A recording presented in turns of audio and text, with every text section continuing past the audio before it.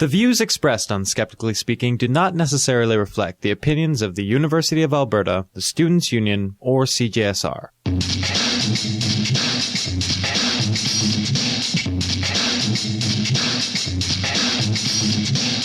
Hello, and welcome to Skeptically Speaking. I'm your host, Desiree Schell, and I am back from Science Online 2010, which was fantastic. It was in North Carolina, and it was packed to the rafters with scientists, science educators, and science communicators. And they were all there to talk about how to best share information with each other and with the world. And it was an unconference, which means that the speakers are there primarily to facilitate discussion with the audience. And I love this model. Love. I was fortunate enough to be on a panel about trust and critical thinking with Stephanie Zvan, Greg Layden, Dr. Kiki Sanford, and PZ Myers, which I will post the video of as soon as I get a hold of it. I do definitely suggest that all of you science-loving types keep a close eye on this conference. This is definitely the place to be. And when I got back from the conference and finally checked all my email, I had received another invitation. It was from some people at the University of Alberta Atheists and Agnostics Association. And it turns out that they're holding a debate on whether morality requires God. And they were looking for a moderator. So today on Speaking Up, we have Rhys Chouinard in the studio, president of the UAAA, to tell us all about it. Welcome to Skeptically Speaking, Rhys. Thanks, Desiree. So tell us about the debate. The debate will be on the topic of does morality require a God to exist? And it'll be co-hosted by the University of Alberta Atheists and Agnostics. We're partnering with Campus for Christ and the Students' Union, and we're going to bring out Massimo Pigliucci to debate on the behalf of the atheists, and we're going to have Michael Horner debating on behalf of the theists. So we're going to bring them out next Thursday and let them kind of have at it and see if they can answer one of the big questions today. How did you decide on that question? Well, last year the UAAA and Campus for Christ had PZ Myers and Kirk Durston out to debate the question, does God exist? And I think the next question in line, obviously, is does morality require a God to exist? Because morality is one of the key functions of religion. So if you don't need religion to give you your morality, well, then that's one less thing you need religion for. All right, so tell us about Massimo. Massimo Pigliucci is a professor of philosophy at the CUNY, so that's the City University of New York, and he has a doctorate in genetics from the University of Ferrara, that's in Italy. He also has 2 PhDs, which he got in the United States, and he has 7 or 8 books he has out. He writes for the Skeptical Inquirer. He has a blog called Rationally Speaking, and he's one of the big names in the atheist world when it comes to debating theists, especially on the topic of creation versus evolution and morality and things like that. Okay. And what about the other guy? What about Campus for Christ's rep? Campus for Christ has Michael Horner coming out. Mm-hmm. So he's a master's in philosophy from British Columbia, and he has a website which states that he defends Jesus' honors on campuses around America. So he's going to come out, and they're both philosophy students, so it should be a pretty good debate. So is this an annual event that you always do with Campus for Christ then? Well, it started last year because we've only had the University of Alberta Atheists and Agnostics for 3 years here. So last year we had the debate with PZ Myers. This year we're having it with Pigliucci, and we're already talking with them about holding another debate next year. So yes, we're looking to make it an annual thing if it gets people out and enough people are excited about it every year. Wonderful. So again, everybody listening, the debate is on whether morality requires God, and that's in Edmonton at the Meyer Horowitz Theatre on January 28th at 5 p.m. And where can people go for more information? So we have a Facebook page as well as www.ualberta.ca/atheists. That has all the information about the debate, and tickets will be sold at the InfoLink booths in Cab and Sub starting on Monday morning. Perfect. Thank you very much for being here, Rhys. Thank you, Desiree. And that is not the only interesting thing going on. We have a second speaking up this week. On the line, we have K.O. Myers from Grassroots Skeptics. Welcome back, K.O. Thanks, Desiree. So you're here to talk about a sorely needed new skeptical initiative. Yeah, exactly. What we've always envisioned for Grassroots Skeptics was trying to support the needs of skeptics organizing local groups. And a need that we've been hearing a lot about lately comes from the increase in the number of groups who are looking to move beyond the purely social functions to more sort of outreach projects. And so recently, if you wanted to see a presentation on a range of science topics, you were probably planning to attend the amazing meeting. But TAM isn't the only game in town anymore. There's SkepTrack at DragonCon, Nexus in New York. Lots of local skeptical groups around the world are starting to schedule presentations and lectures trying to put some education into their program. And more we're hearing frustration from organizers of all sizes about how hard it is to find someone to speak about a particular topic. So we thought the time was right to see if we couldn't create a database to organize exact information. Our goal is to make it as easy as possible to find the perfect speaker skeptical event. We're trying to find as many scientists and skeptics as we can who would be willing to speak at local group meetings, and then we want to put that information out there in a way that makes it easy to drill down to find a match for the needs of the presentation. Love it. So how are you going about recruiting speakers? One of the coolest things about the beginning of this project is that we're working with blogger and podcaster Kylie Sturgis to start recruiting speakers. Lovely. Kylie she's great at bringing skepticism to the public in a smart yet accessible way. She's given presentations on skepticism and the paranormal at TAM, at DragonCon, the Australian Skeptics National Conference. She contributes interviews to the Skeptic Zone podcast. She just started her own podcast called Skeptic, and she blogs all kinds of skeptical topics at podblack.com. And Kylie's really taken the lead in starting to get the word out. Because of her own skeptical activism, she's made a lot of great connections with skeptics all over the world, and we expect her to find us a lot of great speakers. We're also hitting the social media, posting updates to our Twitter and Facebook accounts, and trying to build awareness online. And I'm also appearing on the radio to talk about it as well. Yes, you are.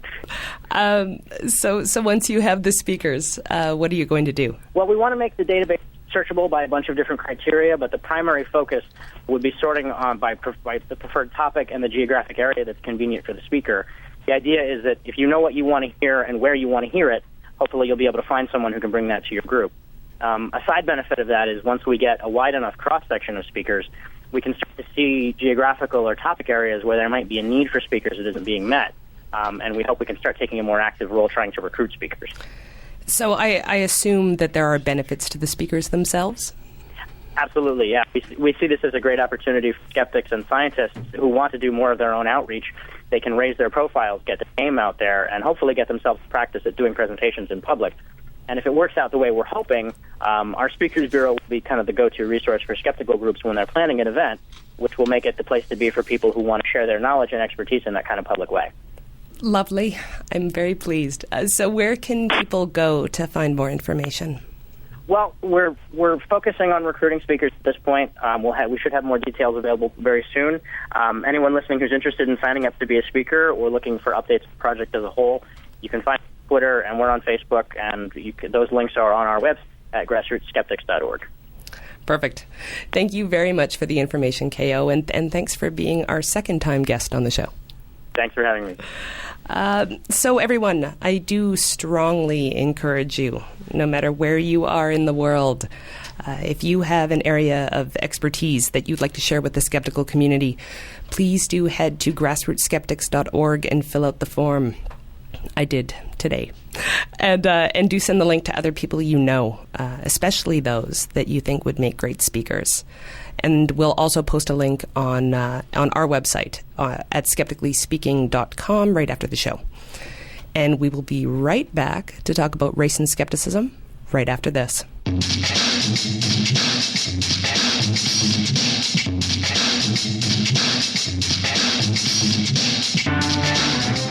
You are listening to Skeptically Speaking, thanks to the wonder of podcast technology or the generosity of one of our rebroadcasting stations. Skeptically Speaking is broadcast live out of CJSR 88.5 Edmonton, Alberta at 6 p.m. Mountain Time every Friday. If you're not in Edmonton, you can still listen to the broadcast live in our Ustream.tv feed, which you can find by following the Listen Live link on our website at skepticallyspeaking.com. You can also participate in the chat room and submit questions. During the week leading up to each show, you can find information on the upcoming episode and guest, and submit a question to be asked on the air. You can also subscribe to the podcast on iTunes. Our deepest thanks go to the stations that donate their valuable airtime to our program, including LP 99.1 FM in Madison, Wisconsin, Public Reality Radio WPRR 1680 AM in Grand Rapids, Michigan, Roslyn 101.1 in Roslyn, British Columbia, CJAI 92.1 Amherst Island Radio Broadcasting Inc., and on freethoughtradio.com. And now, back to the show. Welcome back to Skeptically Speaking, and I'm your host, Desiree Schell. So many months ago, we did an episode on gender and skepticism, and among the many emails I received on why gender was or wasn't an issue, some of you brought up race as a topic that needed some discussion. So here you go.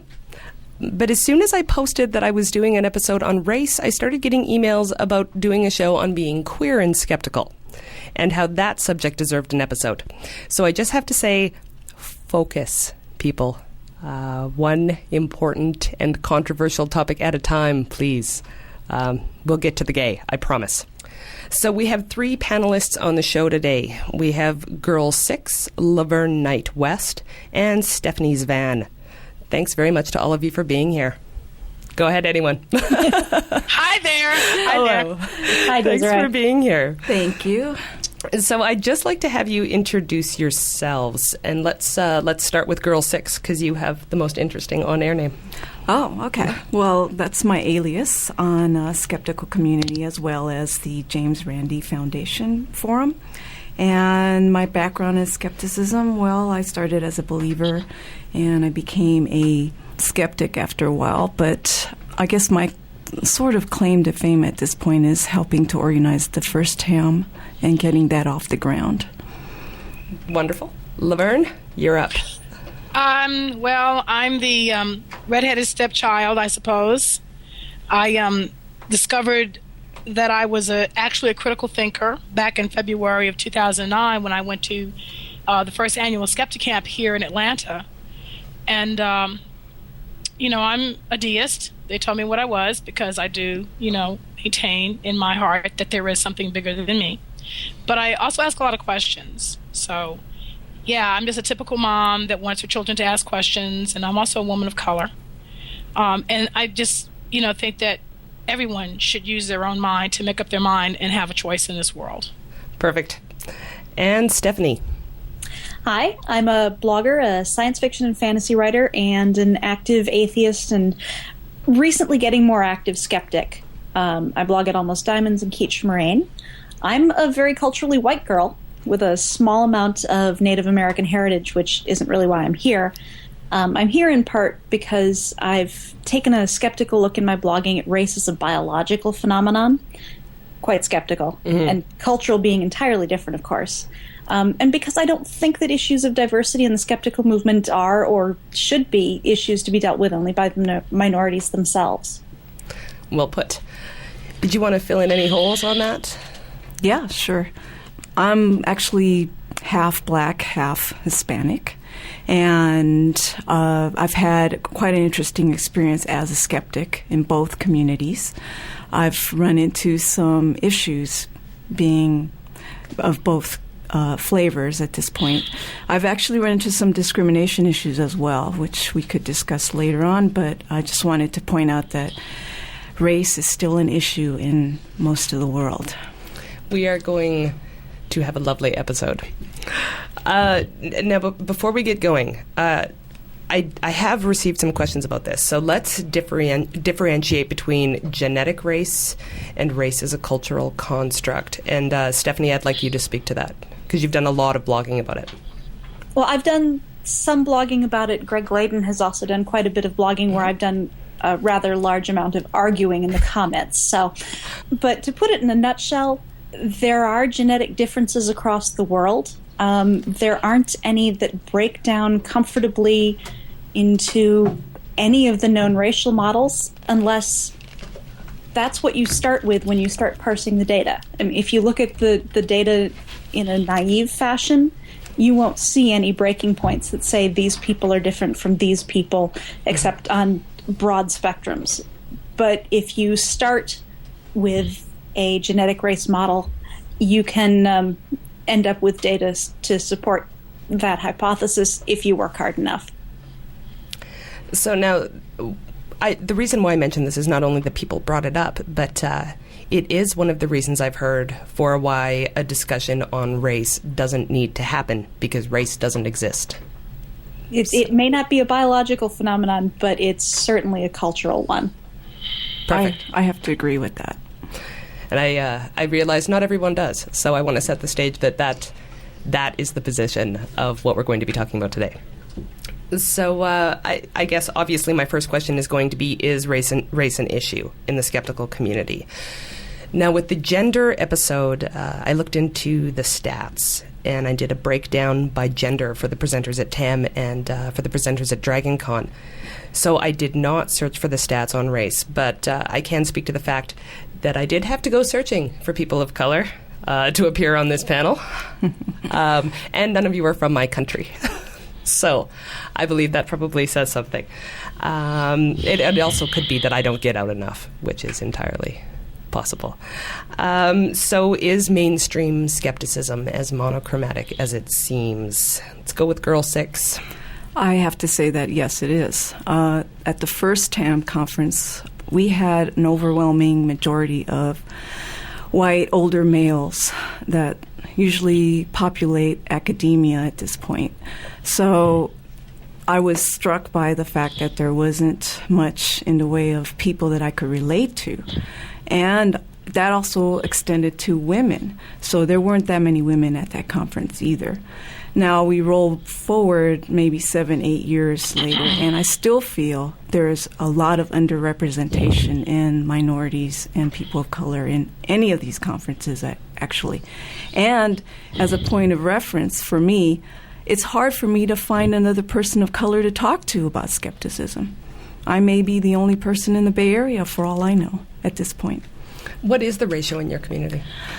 In my community, I would have to say that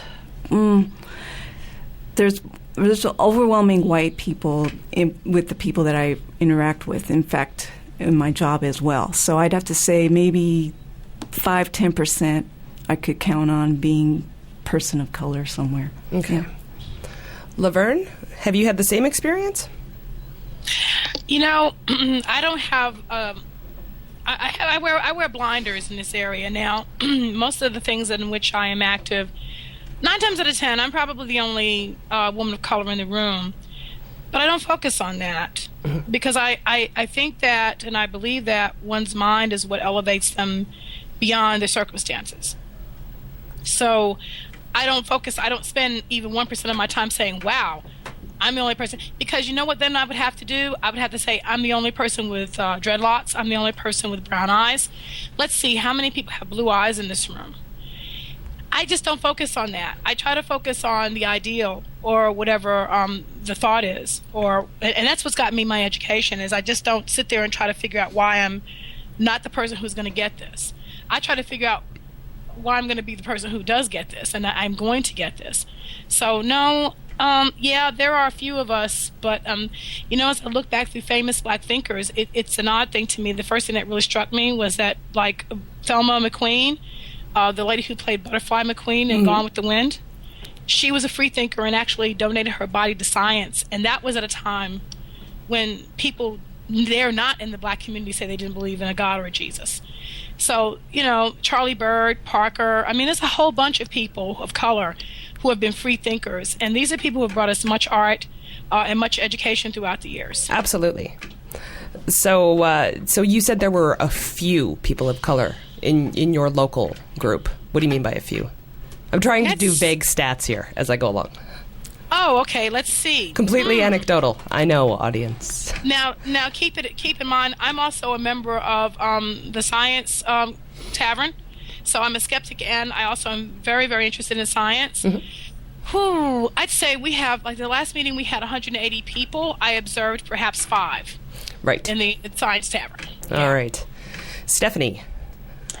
I definitely run into underrepresentation too. Some of that is because I live in a subsection of the community I'm a minority here. We have lots of immigrants of various backgrounds. So when I end up at a meeting, and I do most of my local skeptical community is really also our atheist community, because in part, atheists still need outreach for skepticism. They're not automatically skeptical. Agreed. But I think about the big picnic that we had this summer, and I can think of 2 out of probably 60 people, and that was noticeable because that doesn't always happen. Okay, well, let's talk about some of the possible causes. There's an impression that certain cultures are more likely to be believers in certain things.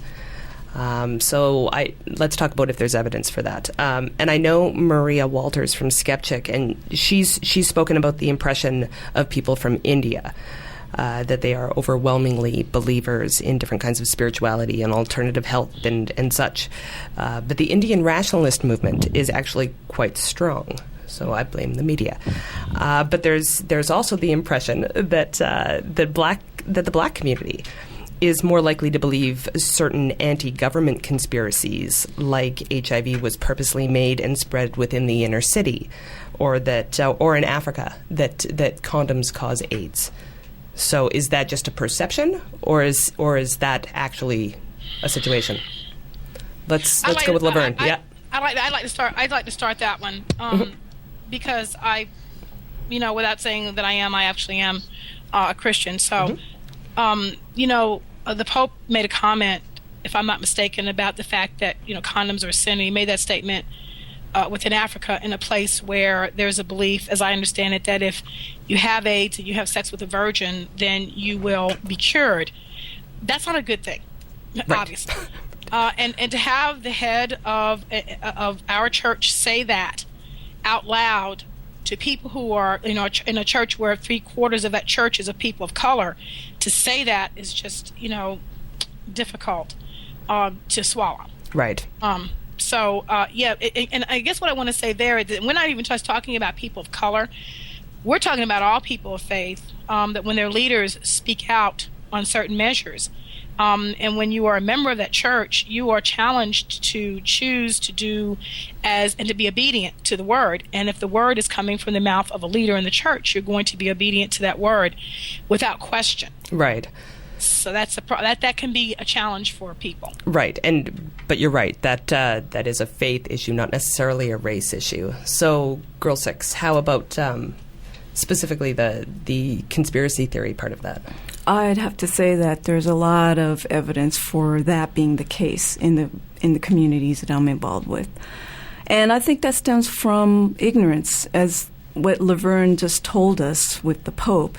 Basically, I think he was ignorant of the culture that exists in Africa. I don't know if it's his job to know about this, but I would think at the minimum, when you proclaim an edict, that you would do some research about the culture of the people that you're addressing. And that just points to some level of ignorance on his part, what's going on with Africa.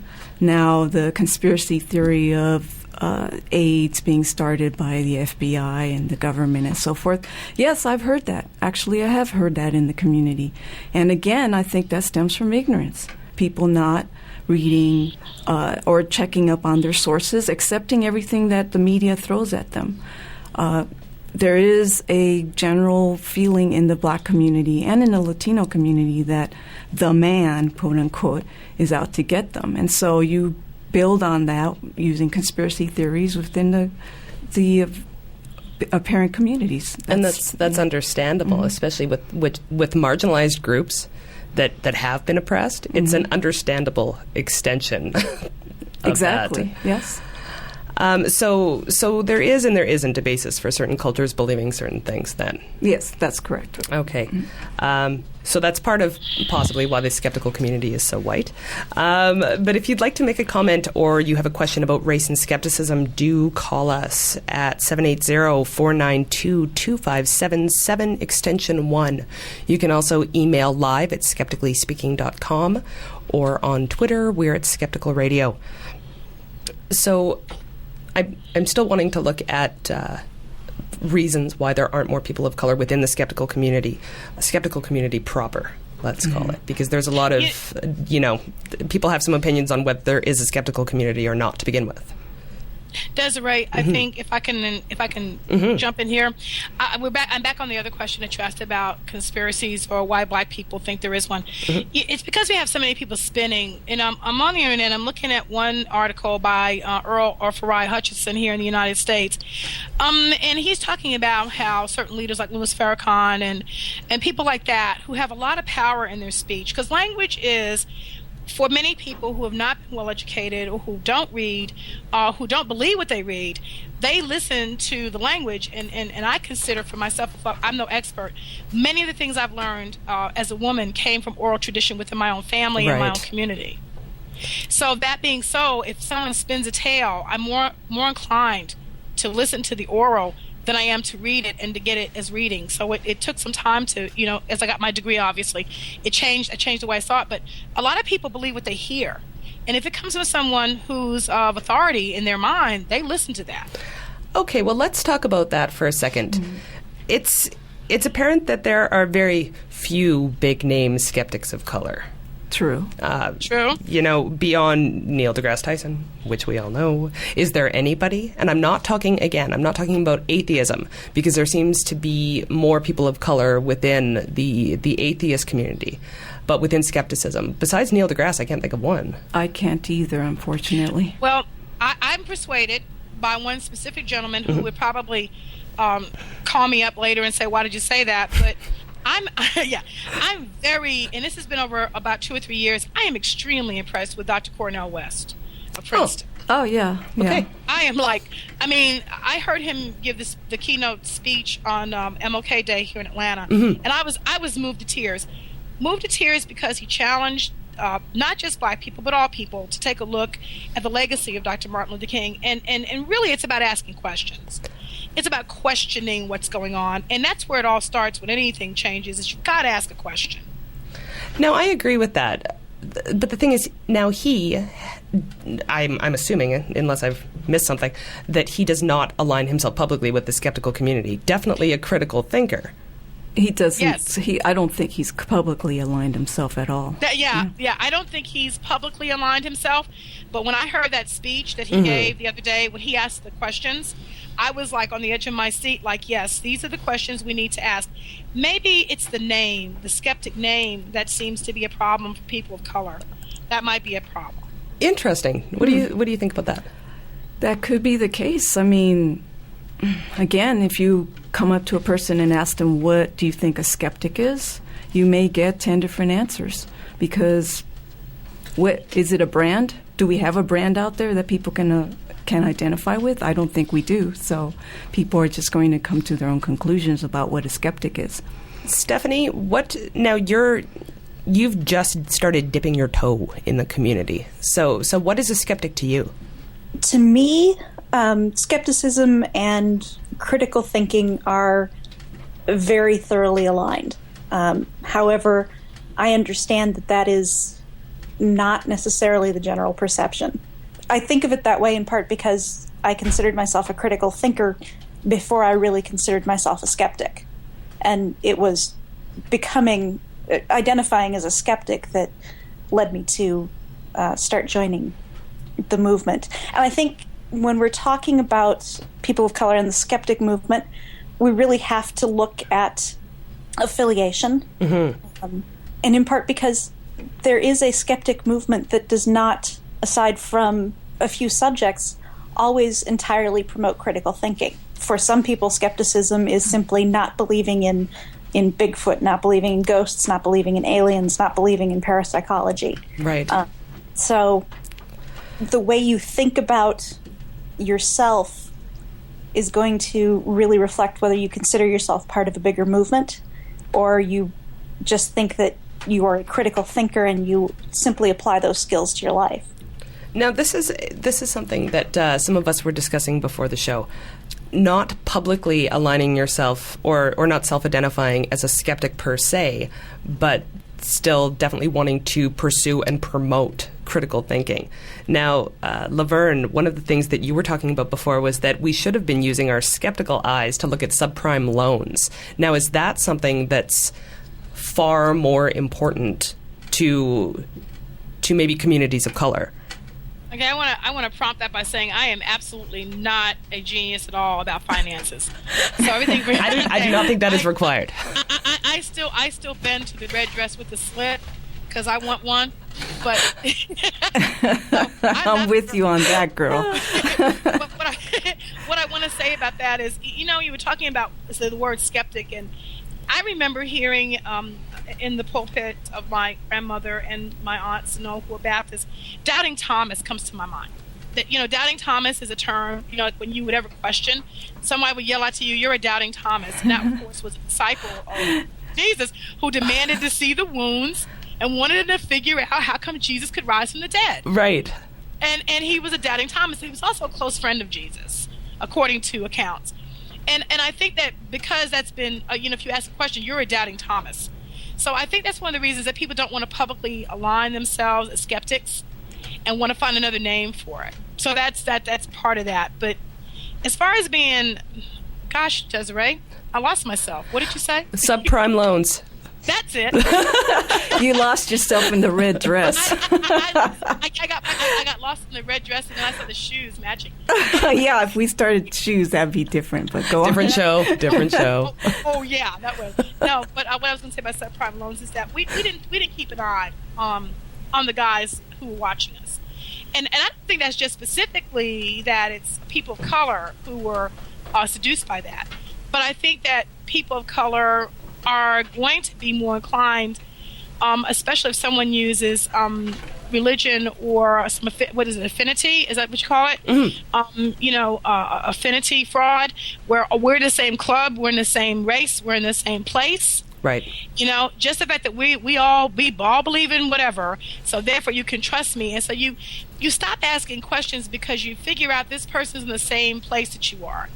I mean, we do that in the agnostic and atheist situation. Well, they believe what I believe, so therefore maybe I could take a look at this without so much, we just can't afford to do that. We just can't say because somebody has a collar turned around and they say they're a reverend.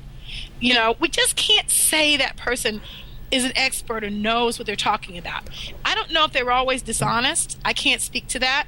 But I can say that people are unskilled. Right. And when they're unskilled, somebody needs to call them on it. And it doesn't need to throw back to you with, "Oh, but you need to pray." I pray. Great. That has nothing to do with the fact that you're giving me a loan of any sort with 21% interest rate. I want to address a little bit about the unskilled and the lack of knowledge and the critical thinking parts here. One thing I've observed, and I've gone into inner city schools to teach kids something about critical thinking, which I think is important at this point, is that they don't even know what a skeptic is. They don't know what critical thinking is. They don't have access.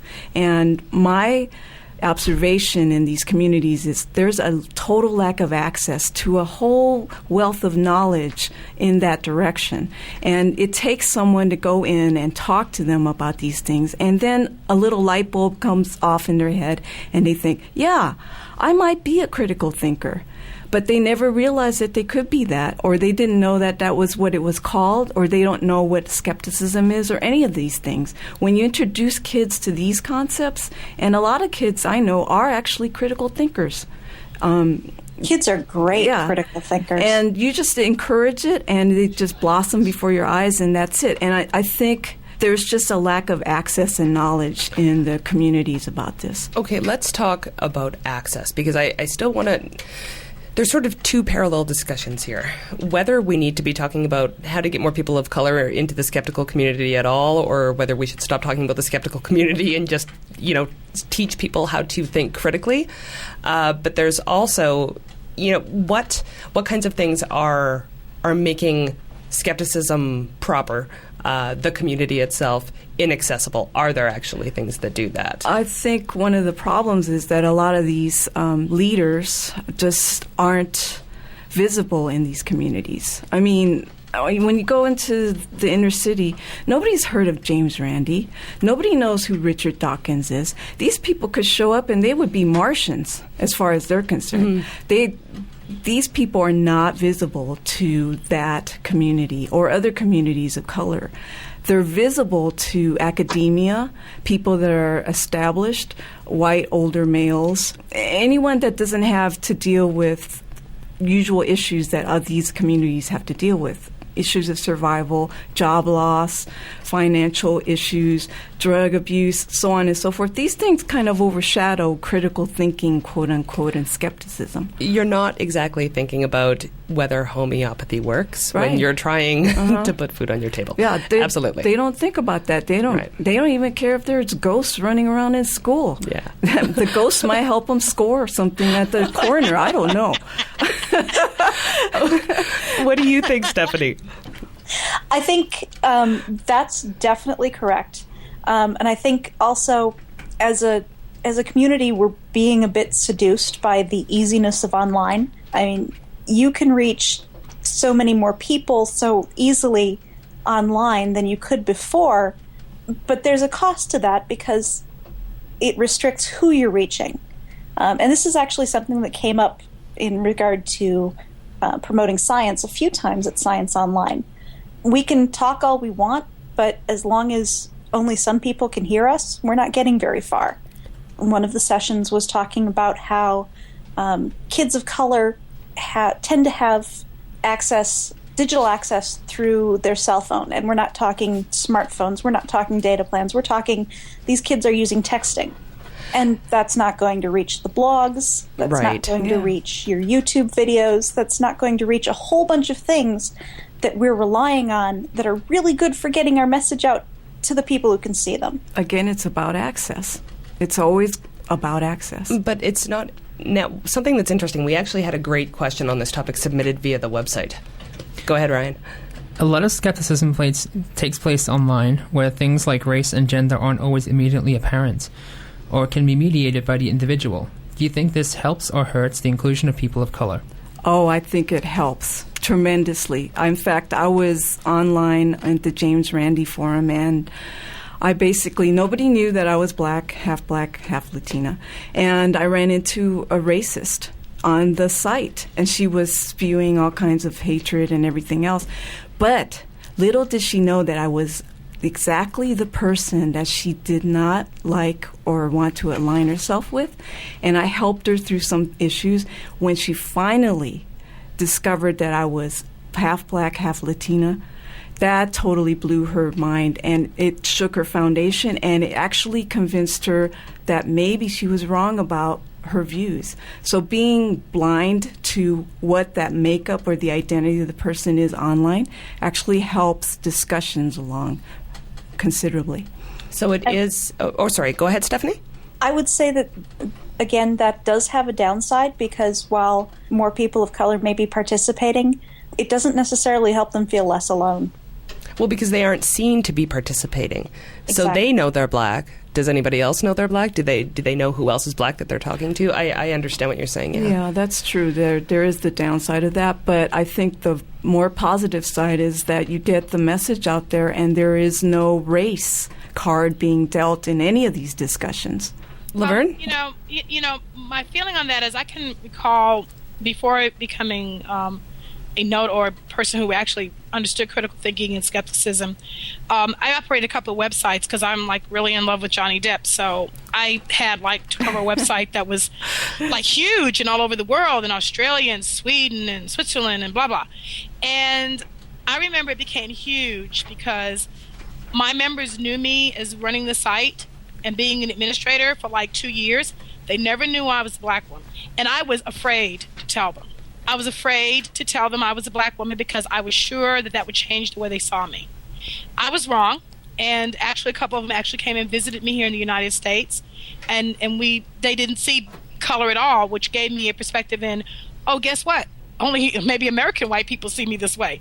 So that was interesting for me, but I can get that you feel the minute that you identify that you are a person of color, that the minute people get that you're judged based on that, they immediately assume you don't have an adequate education, no command of the language, and no logical skills in terms of reasoning. And I meet that a lot, and it's very difficult for me. But it doesn't take but about 2 or 3 minutes, and they get that I'm me, and it goes away. but it is something that you think about when you're online or when you're in a situation where you can be anonymous.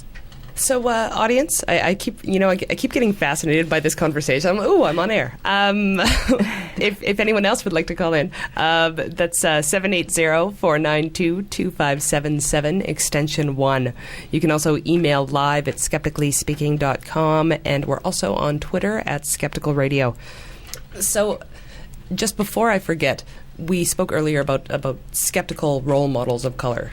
Skeptics of color? Can I use the phrase skeptics of color? Yeah, I'd rather use the skeptic rock star. Oh, I like that. Okay. Of color. Yes. Okay. No, let's forget the color. Let's just concentrate on the rock star part of it. Okay, so is that a chicken and egg question? Like, do we need more skeptical rock stars? I have to add color. This is the Race show, dude. So do we need more big-name skeptics of color to bring in more grassroots skeptics of color? I think we do at the beginning. Okay. I think that would help raise the visibility of the community as a whole as being accessible to everyone. Agreed. But the other problem is, where do we find those people? Do we have to bring in people from the grassroots in order to create the skeptical rock stars? I was thinking about asking the Warriors, the Golden State Warriors basketball stars, and just saying, hey, are you a skeptic? You want to come and talk to us? I don't know. We need to get some people that have high visibility in each society all over the world that are willing to come out of the closet. Literally. I mean, I think people are scared to come out as skeptics. Oh, yeah, definitely. Stephanie, what do you think? Well, I think there are plenty of activists of color in general in just about any community that are actually doing skeptical work that isn't necessarily recognized as skeptical work because in part of the definition of the community. I think they're a great resource to bring in and have people talk to, other people. And I also think that we need to make use of the sites like we were talking about. You were talking to, I don't remember his name at the beginning of the show, the resources to get the Skeptical Speakers Bureau from Grassroots Skeptics. Yeah, that's an excellent idea. Absolutely. I think that's going to be great. And, it's not something where you have to be, you don't even have to be a rock star. You just have to have a topic that you can talk about that, people can invite you to come and talk about it. Because, frankly, if you are a critical thinker and you are a person of color, chances are very good that you are providing a perspective that isn't the same as the last 25 speakers that any group has seen. So there's no reason for you not to get interest if you get your name out there. Absolutely. LaVerne? I'm pretty straightforward with the way you wouldn't have guessed it. But don't hold back now. I had an old man once say to me who was around when the civil rights movement was coming about, and I was all fired up. I guess I've been in my 20s. We need to change this, and we need to change that. We need to do that. And he looked at me and he said, "So who are you going to work for? Where are you going to live? How are you going to take care of your family?" And that's something that I always think about. I think for me, it is a conscious decision and choice to say that I am now going to become a world-class citizen. I think that for all people, it needs to become a situation where we stop just thinking me, and our little group. That we're going to have to rise above just our little race, our little culture, our little group, and start looking at this entire situation of looking at things critically with a world vision, period. If we can't see what's in it for the other guy, then we've got a problem. And I think that's where we are. I think that one of the tricks, and I'm not being a conspiracy theorist because I'm not a conspiracy theorist, but my question is, are people in power using knowledge and information as whips and chains on the people who don't have it? I think so. And if they are, and we're asking the questions and they can't answer the questions and make sense of it, then we don't need to get upset. We need to get upset, but we need to understand that when we don't give adequate conversation about evolution and what it really means to the planet and what the planet really means to us, and that, it really isn't that far away that we can deplete our resources, when we decide that we're too smart to talk to the little guy, then that's when I think we have people who can make a theory that says, and I'm not diminishing this theory, I'm just saying their theory being well, there were dinosaurs and people walking together, and the real situation being that there are rocks that are older than anybody can ever imagine. And it's hard to do that argument when you've got several preachers on the school board. I mean, it just is. It's very difficult. Once you introduce that in, people are going to shrink back based on if you say that you're wrong. Wait a minute, you don't believe in God because I'm a person of God. That's not fair. That's not playing fairly. You know, LaVerne, I'm getting you a bullhorn for your birthday. Honestly. I think she needs a new pair of shoes. Okay, so audience, let us know what you think. 780-492-2577, extension 1. You can email live at skepticallyspeaking.com, and on Twitter at Skeptical Radio. And we'll get to what exactly we can do about all this. We're going to get solution focused right after the break.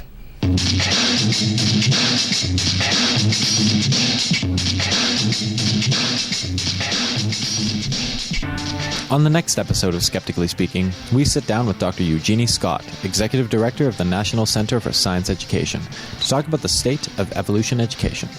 How is science being presented in schools? What new tactics are anti-science advocates using to challenge the teaching of evolution? And how can skeptics and friends of science best communicate the information? Plus, we'll discuss the new children's book on evolution by junior skeptic author and illustrator Daniel Loxton. Evolution and Education with Dr. Eugenie Scott next week on Skeptically Speaking. Friday night at 6 p.m. Mountain Time here on CJSR and at skepticallyspeaking.com. Welcome back to Skeptically Speaking. I'm your host, Desiree Schell, and I'm here with LaVerne Knight-West of the Atlanta Skeptics, Stephanie Zvan of the Almost Diamonds blog, and Girl 6 of skepticalcommunity.com. And on today's episode, we are talking about race and skepticism. But before we get back to that, I do have to mention a few things that happened in skepticism around the world. There was some good news about a victory in the battle against alternative medicine in Australia. 2 websites run by a company called Homeopathy Plus have been ordered to remove false information about the effectiveness of their homeopathic vaccine. The company claimed the concoction could protect against chickenpox, hepatitis, influenza, mumps, cholera, and almost a dozen other nasty diseases. After an investigation, the country's Therapeutic Goods Administration found that the paper they cited as evidence for the effectiveness of the preparation didn't actually show that it did anything at all. Homeopathy Plus has been ordered to take down the misleading information and to post a retraction saying the claims were misleading and unlawful. And in Canada, the Ontario College of Pharmacists has prohibited Ontario pharmacies from selling health products that are not approved for safety and efficacy by Health Canada.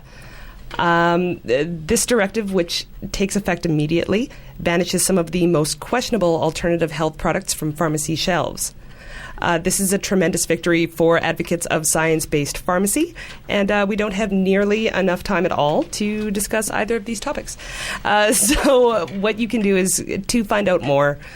If you want to find out what's going on in Australia, go to skeptics.com.au, which stands for Australia. And for the Ontario Pharmacy story, check Science-Based Pharmacy at wordpress.com. And again, the phone number here is 492-2577, extension 1. You can email live at skepticallyspeaking.com or tweet us at Skeptical Radio. And we have a question that actually we received a number of questions about this. So we're actually going to read one of them. And I apologize to the people on the panel who I said we wouldn't talk about this at all, but we've received so many emails that we'll hit one. Go ahead, Ryan. Are the only 2 choices to carry out race-based research on IQ versus ignore this phenomenon? Or is there a third option, such as to recognize the overwhelming evidence that races are not really very good biological categories to begin with, and perhaps even to question the motivations of people who insist on using race as a category in carrying out scientific studies, because it is so 19th century after all? So I'm going to give that to Stephanie. Let's start with Stephanie. Race and IQ, I am so sorry. No problem. I'll try to make it short. Not only are racial categories not particularly valid, and I mean scientifically valid, as I mentioned at the beginning of the show, but there are even issues with IQ testing, in part because there's a circular process going on of we have something that we test that we call IQ, that we then, and we're calling it IQ, which means intelligence quotient. So of course it means intelligence. And well, what is intelligence? Of course, it's this thing that's measured by IQ tests. So there is a certain amount of circular reasoning going on, and it's validated by comparing it to measures of success in school, success in the workplace, success generally in society, which they claim makes it not racist, but that's only true if you're really looking at a non-racist society. So there are problems with the very fundamentals of the argument that there are IQ differences, which are not shown to be valid, among races, which are not shown to be valid. So it's a very problematic and problematic in a detailed way that we really can't get into at the moment with this amount of time. That was very succinct. Thank you. Thank you, Stephanie. All right. So I hope that answered your question. And actually, I believe that question was from Greg Layton. So thanks, Greg. Yeah. Actually, his was very well put. So that's why we read his. So let's go back to being solution focused. So what else can be done within skepticism to include more people of color? I think that we just need to go out to the communities. It's what I do. I want to spread critical thinking. I'm not into the movement per se. I want to promote a way that people can improve their lives, and this is one thing that they can do. If you turn them on to critical thinking, they start questioning everything. We may start having loads of people questioning the government, questioning Wall Street, questioning everything that's running their lives at this point. I think that's way more important than trying to focus on trying to build this movement. Forget the movement. Bring out the critical thinking. They'll come to the movement after that point. LaVerne? You know, Desiree, I sat here for a minute and I loved what Stephanie said. And it was one thing I wanted to share. I am a product of being like one of only 2 black children in an all-white classroom.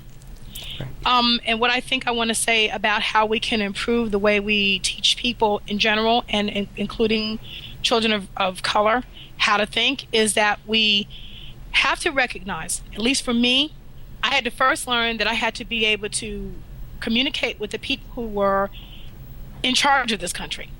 Now that's a bad thing to say, but it's just the way it is. I have 4 sons. One has a degree in pre-psychology. One is struggling. I have 2 others that are doing quite well. My 18-year-old gives me craziness because he wants to find his own identity. And so he wants to do the hip-hop thing, which is whatever. Right. Is he not intelligent? No. I won't say he's unintelligent, but what we argue about is we have to be able to speak the language where we are. We have to be able to exercise the cultural logic where we are. You got to be able to function where you are, period. And I think what happens is we get a measurement based on the fact that things that may be common and ordinary to someone else who is in power or in control of the questions may not be common and ordinary to someone who's from India or from Latin America or from Mexico or from Africa or from the Bahamas, right? Right. And I think that the real answer, and as has probably been said before, if you tested me on how to make collard greens, I'd whoop you. And that doesn't mean to be a stereotype. Right. It's just that that's what I'm accustomed to doing. Right. But I'm also accustomed to reading and writing and speaking the English language and being able to make logical assertions. So once we master some of that, then it becomes easier for us to meet on a common ground. You know what I'm saying? Absolutely. So what I think needs to happen is that doesn't mean that people of color need to come all the way to the European American or the German American or what. We don't need to come over there. We all just need to recognize that this is a situation where we might have come on a boat, or some of us may have come on the boat, or maybe we didn't. I don't know. Those are generations ago. But we need to get in a place where we can all recognize what the other ones do and try to understand that and incorporate that kind of knowledge and information and intelligence into our culture. And then we would find out that we have some brilliant people of all races, sizes, and cultures and genders. Okay, so what can white people do without being totally condescending? You can still go into the communities. It's an open door. Anyone can go to their schools and volunteer their time to talk to the kids. Just be out there. That's the best thing you can do at this point. Okay, so Girl Sex, I have a question for you. Mm-hmm. Now, you don't consider yourself part of the formal skeptical community. No, I don't. So what would you have to see within the community to come back? I think that I'd have to see a little bit more involvement with the communities that they aren't addressing at this point. I don't blame them. People always congregate with other people that are like them. That's a natural human tendency. But if they claim there's a movement, which I question, and I don't want to even go down that road, but I will at this point. If there is a movement, it has to be inclusive. At this point, it is not inclusive. And I did question some high-profile skeptics about this. I asked Richard Dawkins about this. I've asked other people about this. They don't perceive that there's a problem. And there isn't a problem per se in their eyes because they feel that people will come to the fold per se into the community once they're exposed. But the problem is, again, they don't know the community exists. They don't have people they can relate to. When I come into a school, I am probably the first woman of color to go back to school and say, hey, I'm a skeptic. I'm going to talk to you about critical thinking. I'm actually becoming a role model for them. So we need a little bit more representation within our own communities. We have to rise up to the challenge to spread critical thinking in the communities that we represent. And I can't imagine a better place to end the episode. That was very, very well put. Thank you so much, all three of you, for being on the show today. Thank you for having me. Thank you so much for having us. Thanks for taking on the topic, Desiree. Yes. Absolutely. I'm gonna. Hey, queer comes next. I don't know. I'll get to that in a couple of months. Everybody will have to help Desiree, me find panelists. I look forward to seeing you at Dragon Con in the year 2010 on the Skeptic Track. Absolutely, lady. This is going to be fun.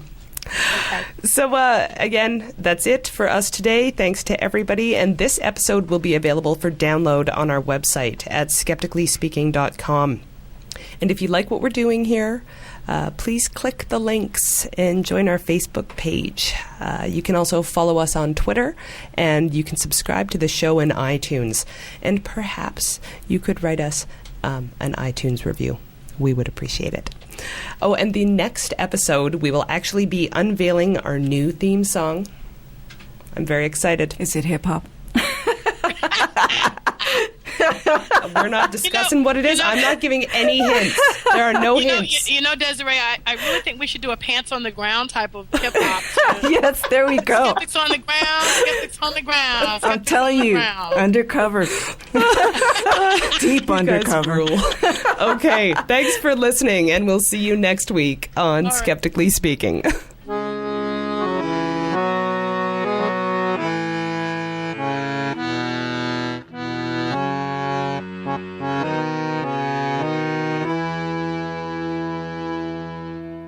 South America does not exist. The moon is painted on the sky. Things sometimes fall up, but you never see. And everything you believe is a lie. Dinosaurs were invented by God as a test. Our bodies don't rot when we die. Oh, the hippies are working for the government.